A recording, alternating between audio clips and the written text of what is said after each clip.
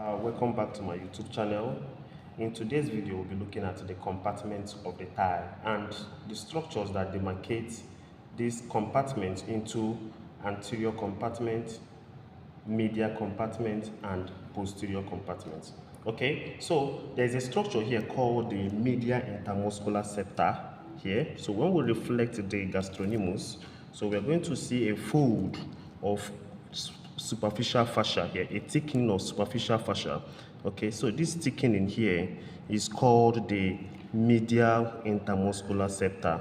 So it originates from the medial lip of linea aspera, and then it now inserts on the medial condyle of the tibia femur. Okay, so it demarcates the medial compartment of the thigh and the anterior compartment of the thigh.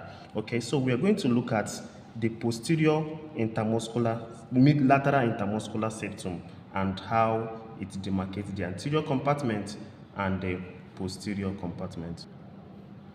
So when we turn posteriorly, we are going to see this septa here, which is a connective tissue, a fold of connective tissue that demarcates the anterior compartment and the posterior compartment, the muscles of anterior compartment and posterior compartment. So we have this septa here, which is called the lateral intermuscular septa. So it runs from the linea aspera of the shaft of the femur down to the medial lateral condyle of the femur. So it demarcates the anterior compartment and the posterior compartment of the thigh. So it runs between the vastus lateralis and rectus biceps femoris muscle. So let's appreciate the muscles of the anterior compartment of the thigh. Okay, so let's look at the muscles of the anterior compartment of the thigh. Firstly, we have this muscle here, which is a strap muscle called the sartorius muscle. So it's the longest muscle on the body.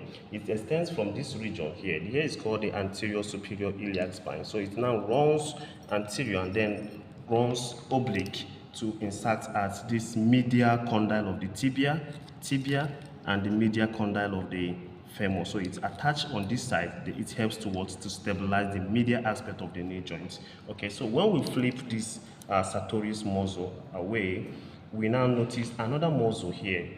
This muscle here is called the iliopsoas muscle. So it is called iliopsoas muscle because it originates from two sources. There is a muscle we called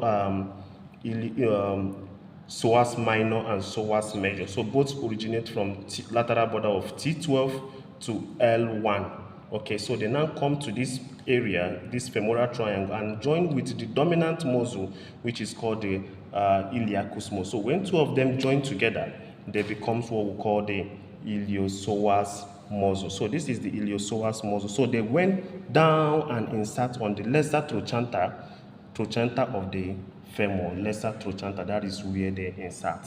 Okay, so after then, we are going to see another group of muscles, which is called the quadriceps muscle. The quadriceps. So when you hear the quadriceps muscle, it means that they are formed by four muscles.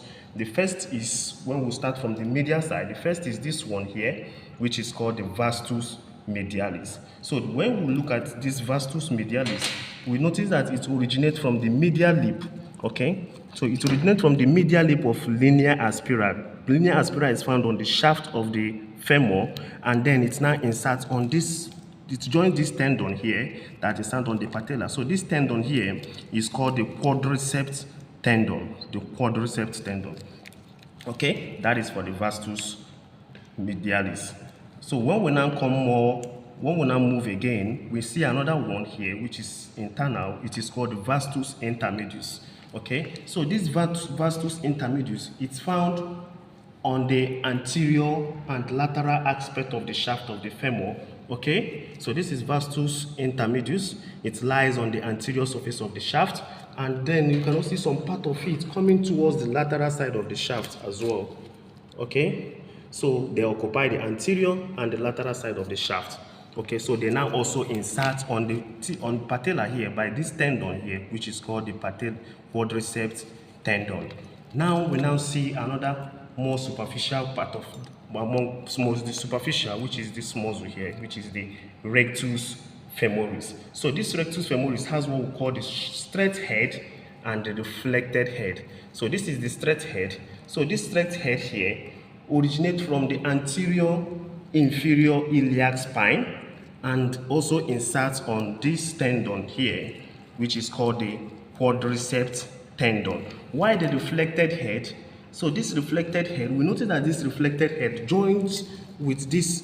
So this is the reflected head. So this reflected head joins with this vastus intermedius. So they originate mainly on the superior aspect of the shaft of the femur and to also insert on the quadriceps tendon as well. While we go more lateral, we see the biggest of all the quadriceps muscles, which is more lateral. So this one here is the vastus lateralis. So this vastus lateralis originate from the greater trochanter. So this area here is the greater trochanter. It originates from the greater trochanter and then runs lateral and also inserts on the quadriceps tendon. So when all of them inserted on the quadriceps tendon, this quadriceps tendon attaches on this bone here called the patella, which is the biggest sesamoid bone on the body.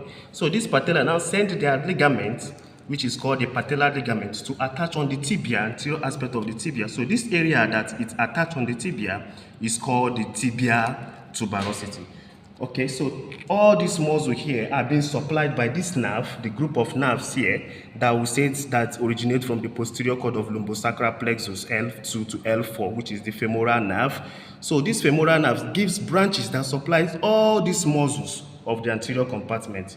Okay, so this is what we have for anterior compartment of the thigh. Thank you very much and see you on the next video. Thanks.